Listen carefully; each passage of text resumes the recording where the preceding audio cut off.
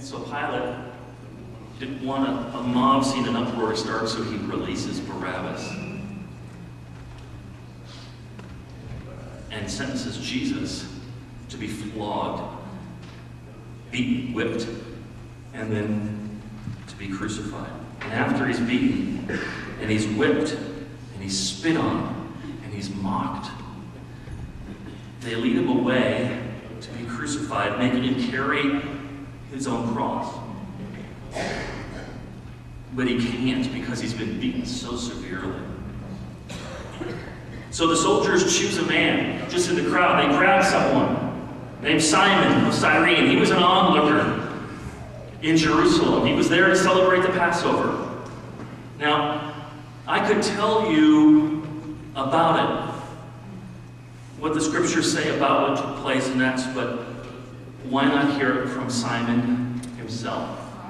He's here with us this morning. Let's let him tell us what took place that day.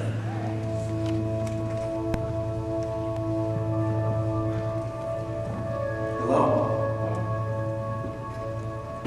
I'm Simon. I've come from Cyrene to tell you a story. It's not an easy story to tell, but it's a story that deserves to be told. Let me back up a little bit. I remember the morning that I woke up was the day that I was going to be entering Jerusalem for a great feast, a great celebration, Passover. I look forward to this the whole year. I've been there several times before and always just couldn't wait to get there. So that morning I woke up and I had finished all my preparations to go celebrate. And I neared the city. As I got closer to the city, something was just different. First of all, there was so many people. It seemed there was 10 times more people than normal in that city. But it seemed that they were angry. They were agitated.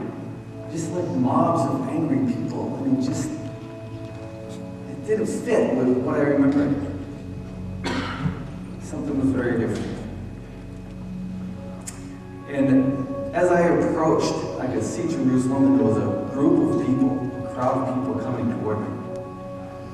And there were soldiers, there were women like crying, wailing. As I got closer, I could hear them. And there was some men carrying these big pieces of wood. And it didn't hit me right away, but a few moments later I realized those are crosses. Those men are being let out to die. And I've certainly seen crucifixions before, but just the on a cross, not actually see somebody on their way to be crucified.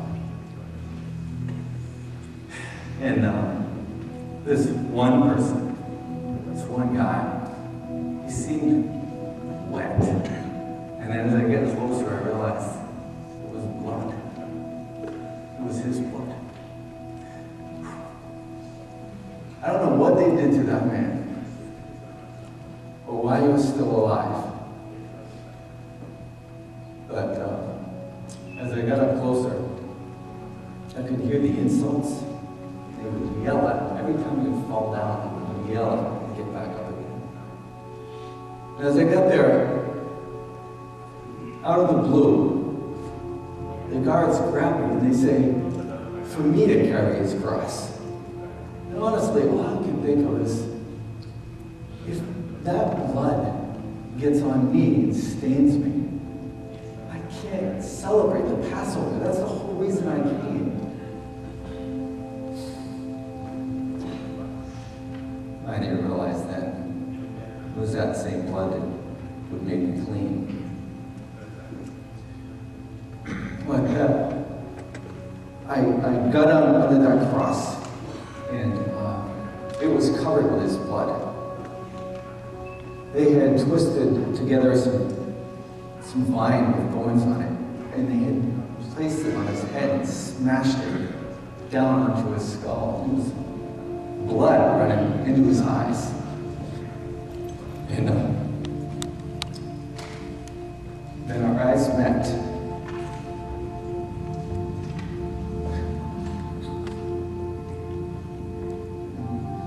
I knew this man is not a liar. He's not somebody that's looking out for his own agenda, some crazy person. This is the Messiah, God's Son. Nobody's ever looked at me like that before. I wanted to carry that cross for him. It seemed like no matter how hard I tried, I could not carry it on my own. I needed him, even in that state.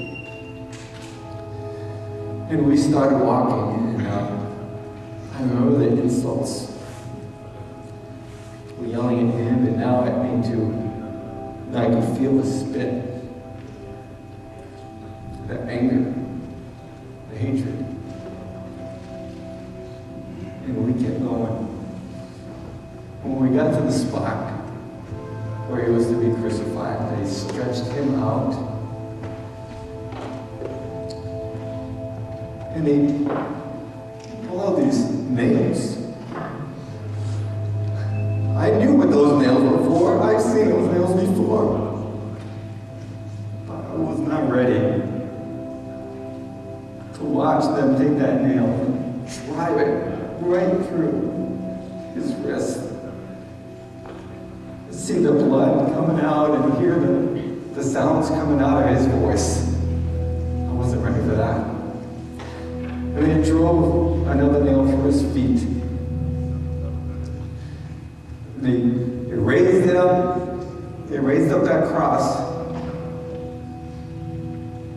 And he couldn't breathe. The only way he could breathe is he had to put all the weight onto that nail. It was going through his feet. And he would take a quick breath of air. And then moments later, he'd have to do it all over again to take another breath. It went on for hours. I couldn't watch it. I just couldn't watch it. And I looked down at my hands, and they were covered with his blood.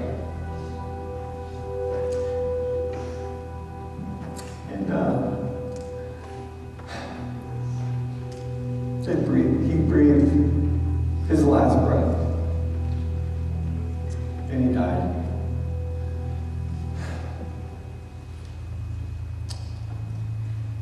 That was the day.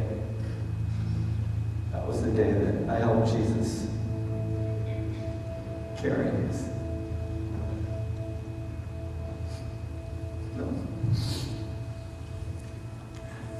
That was the day that I helped Jesus carry my cross. Jesus hung and died on my cross.